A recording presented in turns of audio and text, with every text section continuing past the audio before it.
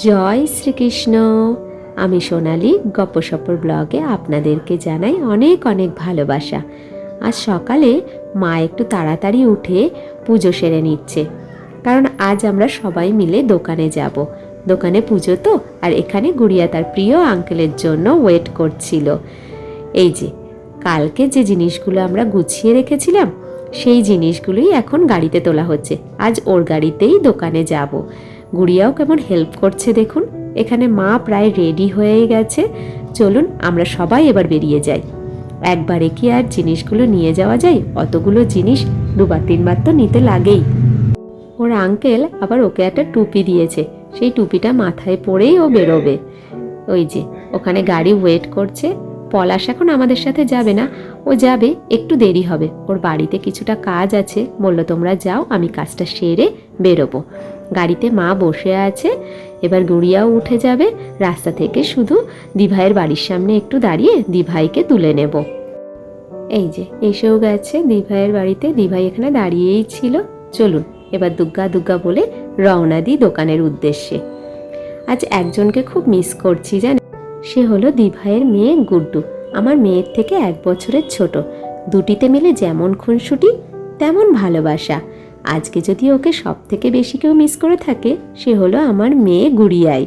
আজ ও বেচারার স্কুল পড়েছে, আর কি করবে বলুন, তবে স্কুল থেকে এখানে চলে আসবে। এসেও গেছি দোকানে। এটা আমাদের আর একটা স্টোর। কি সুন্দর করে সাজাচ্ছে দেখুন দোকানটা। আমাদের এক পরিচিত দাদা আর আমার নন্দাই দুজনে মিলে কিন্তু দোকানটাকে বেশ সাজাচ্ছে। দেখতেও কিন্তু খুব সুন্দর লাগছে। চলুন এবার ভেতরে যাওয়া যাক, দেখি ভেতরে কেমন গোছানো আছে।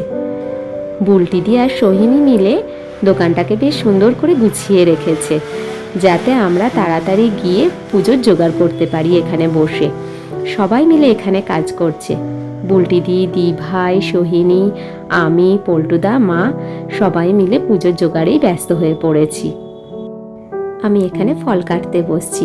আপনাদের এর আগের ব্লগে দেখিয়েছিলাম না, ফলগুলো আগের দিন গুছিয়ে রেখেছিলাম। সেখান থেকে কিছু ফল নিয়ে ঠাকুরের জন্য আগে বাটা করব, বাকি ফলগুলো পরে কাটা হবে। আর দিভাই আলপনা দিচ্ছে। কি সুন্দর লাগছে দেখুন আলপনাটা। আমাদের বাড়িতেও যখন পুজো হয় তখনও সেখানে আলপনা দিভাই দেয়। এইবার এসে গেছে আমার সেই প্রিয় কাজটা। আমার বেশ ভালোই লাগে ঠাকুরকে গোছাতে, ঠাকুরকে পরিষ্কার করে নতুন ড্রেস পরাতে। ছোটবেলা থেকেই এই কাজটা করতে আমার ভীষণ আনন্দ লাগে, তাই এখানে এসেও তার অন্যথা হয়নি। ঠাকুরমশাইও এসে গেছে। এবার বাকি কাজগুলো ঠাকুরমশাই সেরে নেবে। সময় মতো বিধি মতে পুজোতেও বসে পড়েছে। আরতিও শুরু হয়ে গেছে। কি ভালো লাগে না আরতি দেখতে। এই যে দেখুন, এই পাখাটি দিয়ে আরতি করছে। এই পাখাটি আমি 2 বছর আগে তারাপীঠ থেকে কিনে এনেছিলাম।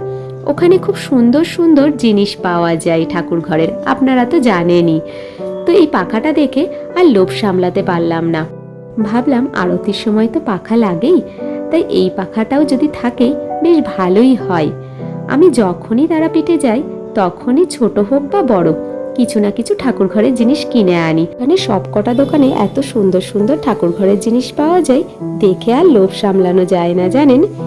চলে এসেছি বাড়িতে। দোকানের কাজকর্ম সব সেরে ওখানেই কিছু দুপুরের খাওয়া দাওয়া করে এসে দেখি পুচকেগুলো কি সুন্দর রথ নিয়ে বেরিয়েছে। দেখুন পুরো রথটাই ফুল দিয়ে সাজানো, কি সুন্দর লাগছে।